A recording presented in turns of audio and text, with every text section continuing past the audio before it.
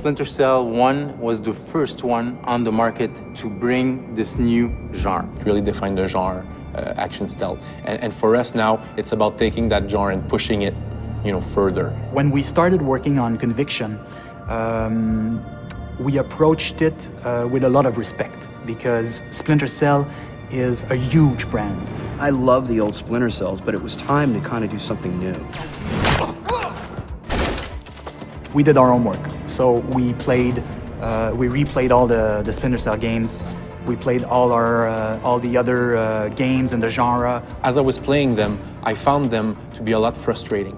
I didn't feel like the guy that I was supposed to be. In reality, that kind of fantasy of playing like this kind of stealth agent, if you're spotted, it shouldn't be like mission failure, Like it should just be that kind of next step of the evolution of the action. With Conviction, we brought this new layer of action.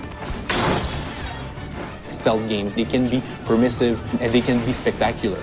And how we do that? It's by allowing players to go into an action loop and then come back into stealth. The gameplay loop that we have in Splinter Cell Conviction is what we call PEV. Prepare, execute, and vanish. It perfectly describes the new gameplay that we are bringing forward. It's not you play stealth or you play action, you play both at the same time.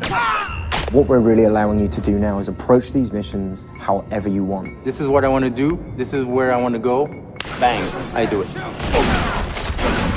If you approach the enemies in a stealthy fashion, you can then be rewarded with a Mark and Execute. Mark and Execute is a new gameplay system that we've created for Splinter Cell. And the core philosophy is basically having the player able to kind of master like Sam's skills. Like you have classic scenes in movies when people breach a room, pull the pistol out, bang, bang, bang, 3 shots will kill 3 guys. We want the player to be able to experience that kind of thing. Basically, when you're in the shadows, you can observe the enemy and prepare your plan or your tactic. You have a look around, see which enemies you want to target, bang, click the right bumper, Mark appears on his head, go for the next guy, Mark appears on his head, and then at any time you want, when you're in the right position, press Y, and then you'll unleash like a barrage of bullets at these guys. You can even mark lights, all different objects. Being able to orchestrate the battle, being able to orchestrate the attack in a very feral, predator way that just makes this game amazing. Everyone is still finding new and cool ways to use Mark and Execute.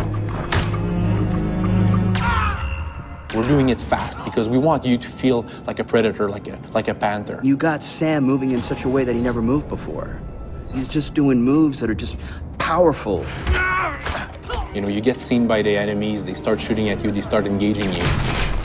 And then, if you want, you just turn a corner, you hide in the shadows, you break the line of sight with your enemies. And then automatically, what we do is we make appear your silhouette, your last known position. The last known position, it's a visual representation of where the enemies last saw you. Like a figure of you will appear there, like a ghostly kind of figure. And what that does is it tells the player, good job, first of all, you've broken line of sight with the enemies, they don't know where you are. But also what it does is that it tells you that the enemy is going to concentrate on that last known position. So you know where they're going, you know where they're looking. So you can flank them, you can ambush them, so you can really play with them the way a cat would play with a mouse.